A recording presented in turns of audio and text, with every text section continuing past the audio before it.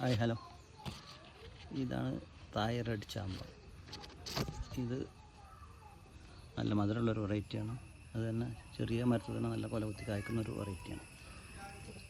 പിന്നെ ഇത് പൂവൊന്നും അധികം കൊഴിഞ്ഞു പോവില്ല. കാരണം മറ്റുള്ള ചില ചാമ്പകളൊക്കെ നമ്മൾ പൂവിട്ടത്തിന് പൂവ് ഒരു പകുതിയോളം കൊഴിഞ്ഞു പോകും, ബാക്കിയേ പിടിക്കുള്ളൂ, കായ പിടിക്കുള്ളൂ.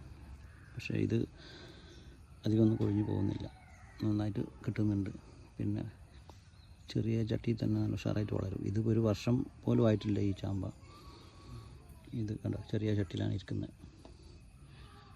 അപ്പം അധികം പരിചരണമൊന്നും വേണ്ട. നല്ല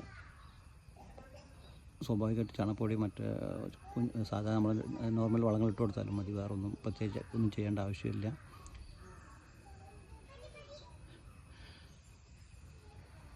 അപ്പോൾ ചാമ്പ പ്രേമികൾക്ക് വളർത്താൻ പറ്റുന്ന ഒരു ഐറ്റമാണ്.